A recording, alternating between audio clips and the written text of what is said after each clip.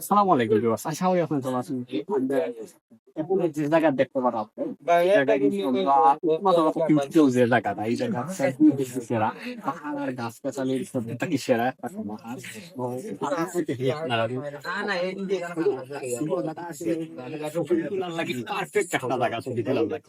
অনেক সুন্দর সবাই এখন এই জায়গা দেখবা স্টপ হয় আমার জায়গাটা দেখিয়া।